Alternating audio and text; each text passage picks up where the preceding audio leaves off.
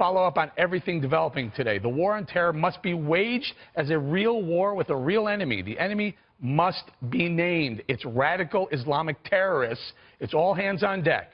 See something, say something. Civil libertarians, hold your noses.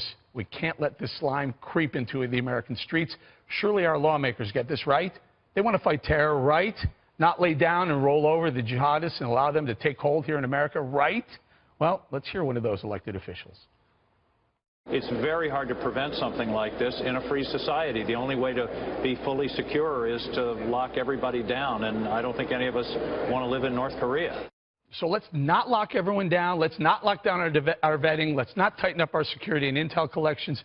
Congratulations, Senator. You take the prize for the dumbest comment heard from a lawmaker in a very long time. Now, Kat, you may take umbrage with something I wrote, some of the things I wrote there, especially the civil libertarians. I really don't like the idea that civil libertarians want terrorism. That we just have a different view on how to protect against it and what does and does not work in terms of protecting against it. You can't keep everybody really perfectly safe in a free society. That is true. That absolutely is true. Okay. Shelby, your thoughts on what the independent senator had to say about how we fight terror, that we need to just, like, relax, everything's going to be okay? Well, I don't think he's wrong, but I think coming from a lawmaker, coming from an elected official, you want to hear more resolve. You want to hear, you know, more of a strength position. However, he's acknowledging what Kat said is absolutely right. It's impossible to prevent. These lone wolves, though, in many cases, are known wolves. They are known to intelligence, and that's where we have major problems. If these guys are on the radars of U.S. intel, UK intel, they're flagged. How are they able to then commit acts I of don't terror? know, Shelby. That's a big problem Ebony, here. you know, this is a very important comment. We talked about it yesterday, that the jihadist one of the jihadists who pulled off the attack in London was on a documentary called The Jihadist Next Door and was on a watch list. Literally. And also, in your piece, Eric, you say, see something, say something. Well, sometimes people are seeing something, they are saying something, and nothing's being done about it. So that's a different issue, one that doesn't come close to in breaching upon civil liberties.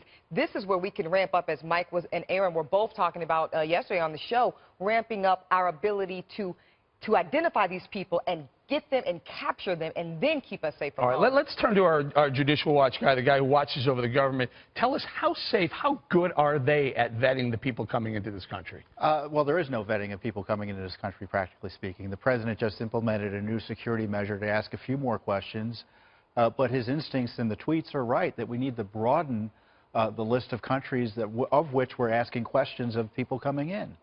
We're not asking them, for instance, are you a believer in Islamic supremacism? That's the sort of basic information we need to know. Now, they could lie, but at least we're on record as to knowing what they're coming in here for. And if they come in here and begin agitating and begin doing the avocation of violence, we have them on record as telling us otherwise, and you throw them out. Tom, your group specifically makes a lot of FOIA requests. It means you go to the government and say, we as a people want to know what the government's saying and doing on paper. We want to read some of these things.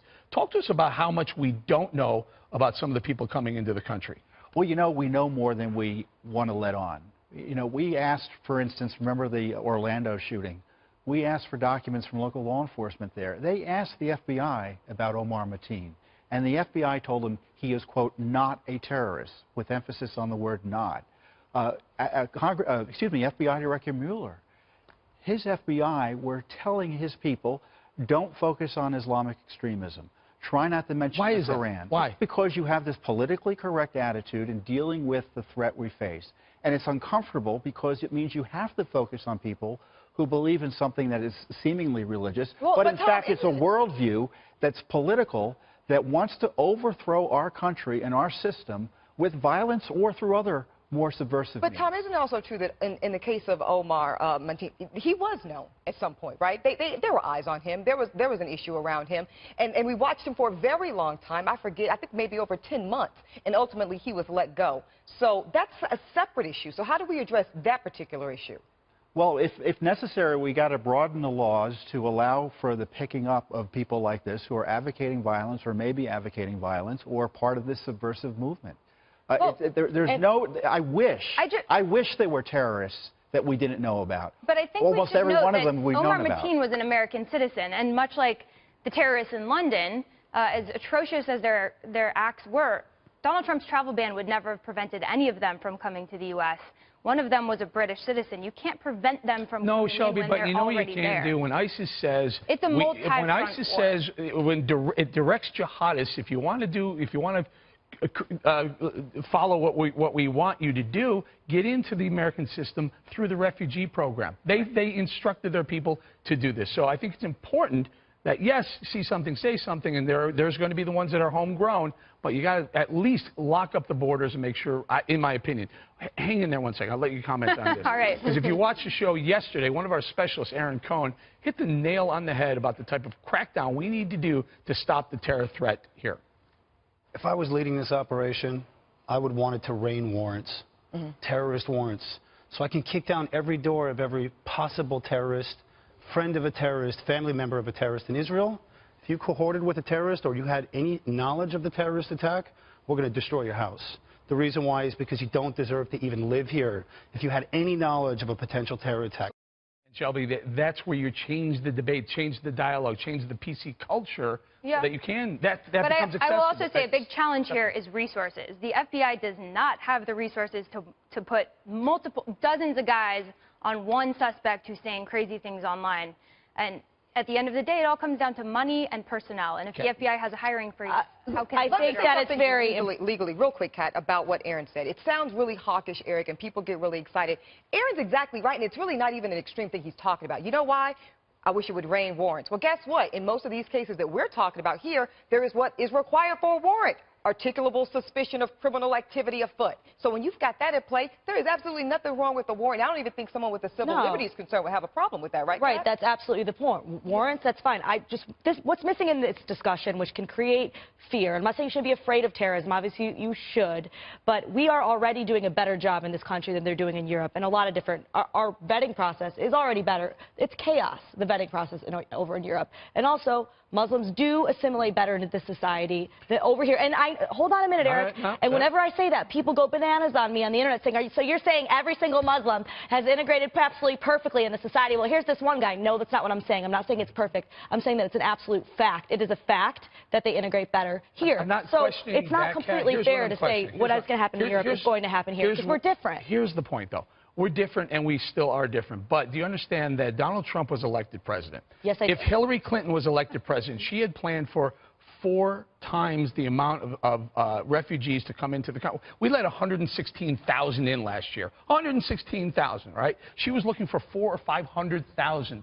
Tom, you can respond to it, but Tom, are we going to be safe if we let 400,000 or 500,000 refugees come into America? No, and the Obama administration admitted the vetting process was susceptible for being gamed by the terrorists. And all President Trump wanted to do was put a pause on the refugee program, so we make sure that the vetting system is something that will keep us safe and secure.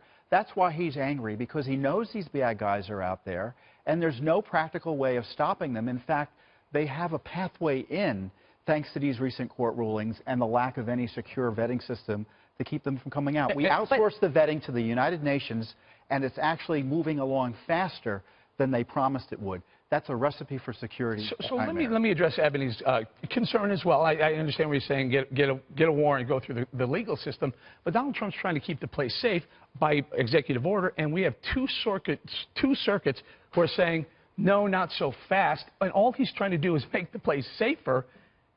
It's not as easy as one might think to do what Aaron Cohen suggested, let it rain warrants.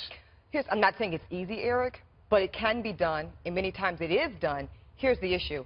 Tom laid out a perfect argument. You lay out a perfect argument as to why President Trump's ban should be permitted to go through. If only he would get out of his own way. And I'm going to stick by this, Eric, because unfortunately the president's own words are what is holding up his ban. And not just during the campaign, after the campaign either, with him calling it a ban. We need a stronger ban. Wait, watered down. All of his whole team is like, it's not a ban, it's not a ban. He's like, it's a ban. How is that good, Eric? Come on. Because when you talk to legal experts, they will say, you know, candidates say a lot of stuff on the campaign trail. They could get a little crazy. They play to extremes.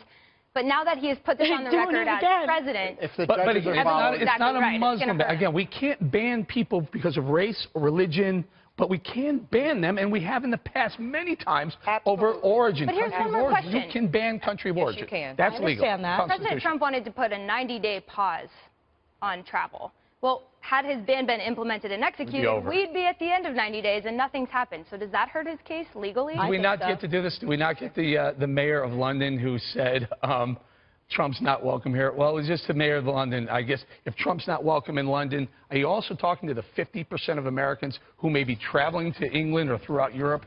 This guy that voted for him that may be traveling throughout Europe. You would not want those as well. We're going to leave it right there.